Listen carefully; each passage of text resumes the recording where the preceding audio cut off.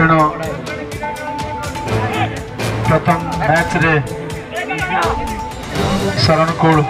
1-0 अग्रणी थे विजय होती। वर्तमान द्वितीय भाग खेल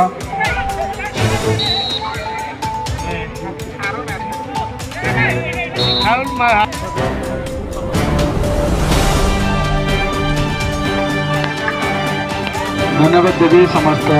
सांबादिक बंधु मैंने जो मैंने कि ये खबर को सुदूर प्रसार कर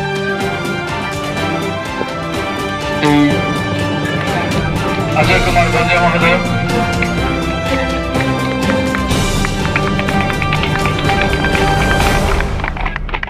धन्यवाद। गोपालपुर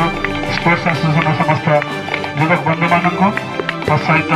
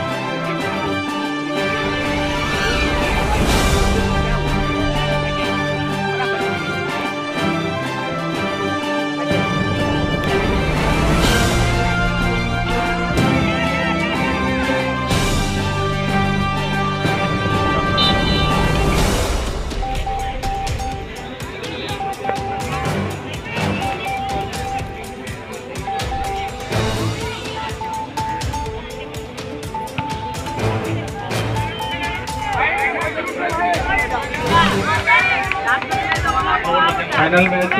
अंतिम पर्याय अंतिम चरण आरंभ होती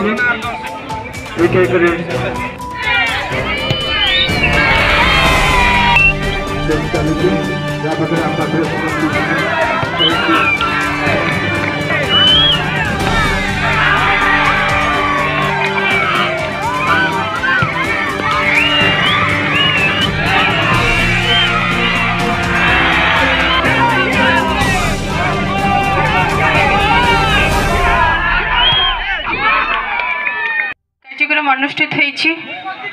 एठारे Thanapalli Gopalpur team Nayagarh team Sarankul team खेलाड़ी मैंने खेलवाक आसते मु बेसी समय नेबिनी संध्या होगलानी बहुत दूर को जीवे पिला माने दुई पद कथा कहबी।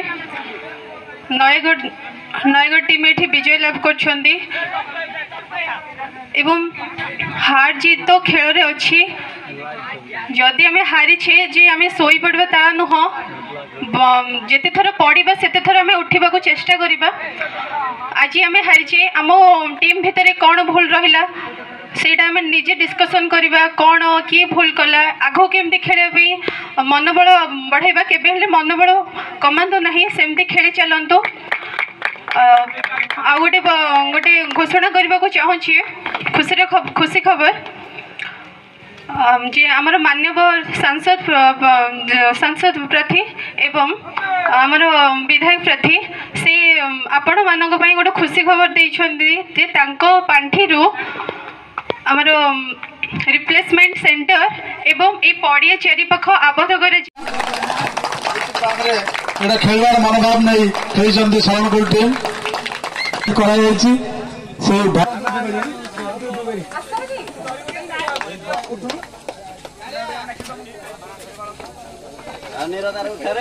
करताल दबा से खेलवार मनोभाव आमर माननीय विधायक प्रतिनिधि भाव में विभिन्न जोग दे तेणु उत्तर उन्नति आम कामना करुचु एवं गोटे मिनिट पिला उद्देश्य वक्तव्य रखापी जो क्रिया बारंबार चली था बंद हो न थाए से प्रति अनेक साधना करने को पड़ी था मु जेबेठारु गोपालपुर सहित संश्लिष्ट अच्छी मु देखुची अगस्ट 15 दिन लोक मानकर प्रथमार्धर काम होची बुली बुली कोठी स्वाधीनता दिवस पालन होची देखिबे किंतु द्वितीय प्रहर रे समस्तंकर आशा आकांक्षा थाए गोपालपुर पड़िया रे फुटबॉल टूर्नामेंट हबो जीपी स्पोर्ट्स सेटा सब वर्ष करिवे बोली लोक माने जानिछन्ती प्रचारर आवश्यकता नाही तेणु तांकर एई उद्यम पई गोटे जोरदार कळताली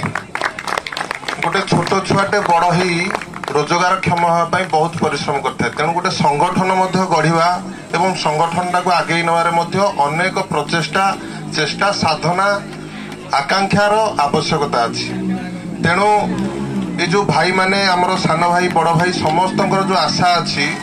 सबुबले जी मते फोन करती कहार व्यक्तिगत काम फोन करती समस्त गोटे ये जो जीपी स्पोर्ट्स एसोसिएशन से जिते भाई माने जोड़ी होती समस्त गोटे अपेक्षा आम पड़िया कौन काम हम तेणु मु मुक्त कंठरे घोषणा करुच्ची सांसद एवं आमर विधायक एवं जिला परिषद पांठिर संपूर्ण विनियोग करा जाई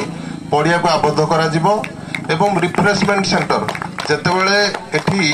प्राय समय फुटबॉल टूर्नामेंट होउची 2टा 4टा 6टा टीम जेतेबेले स्टेट लेवल खेल होउची सेतेबेले 8टा 10टा टीम रो खेल होउची प्लेयर माने आसिला बेले सेठी चेंजिंग रूम रो नाही जेतेबेले बाहर पिला माने आछंती परिश्रा जीवा पई एवं टॉयलेट टे मध्ये नाही से व्यवस्था करा जिवो एवं पड़ियाटा को आबद्ध करी